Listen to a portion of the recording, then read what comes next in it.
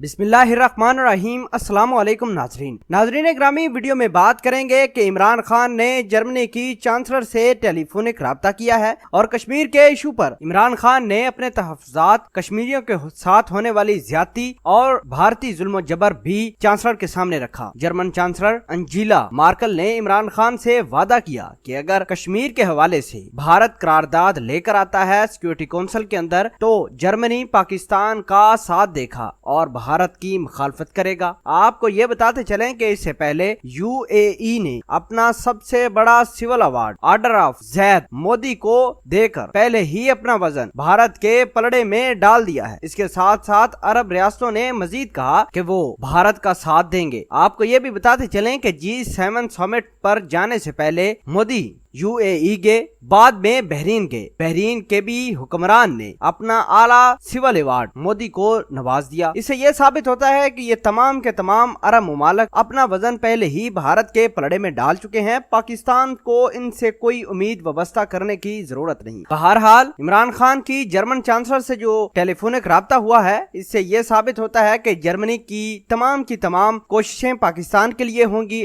अगर भारत करारदाद लेकर आता है तो वो पाकिस्तान का साथ देगी। नाजरीन ग्रामी, जिस तरह मोदी सरकार मुख्तलिफ मुमालिक के पास जाकर करारदाद को कामयाब करवाने के लिए कोशिश कर रहा है, उसी तरह पाकिस्तान की आर्मी, पाकिस्तान के सिविल अदारे मुकम्मल तौर पर भारत की करारदाद को मुस्तरद करने के लिए सरतोड़ कोशिशें भी कर रहे हैं कि कल को अगर सिक्योरिटी काउंसिल में करारदाद जाती है तभी पाकिस्तान भारत के इस मौक़िफ़ को मुस्तरद कर सके। आपको ये बताते चलें कि 370 आर्टिकल से पूरे का पूरा डेमोग्राफिक जो कश्मीर का है वो बदल चुका है। हुर्रियत रहनुमाओं ने पाकिस्तान और उम्मत मुसलमान से मदद की अपील की है। हुर्रियत रहनुमाओं ने अपने तमाम तर कश्मीरी लोगों को कर्फ्यू खत्म करके बाहर निकलने का कह दिया है और बहुत सारे कश्मीरियों ने कर्फ्यू तोड़कर अपने घरों से बाहर निकले हैं। आपको ये बताते चलें कि कश्मीर के हालात इतने कशीदा हैं कि ना ही सड़कों पर कोई गाड़ी नजर आती है और ना ही लोगों के पास खाने पीने का इंतजाम है। ये भी आगाह करते चलें कि एक इंसानी बहरान पैदा किया गया है भारत की जानब से। लोगों के पास न पैसे हैं, न खाने पीने का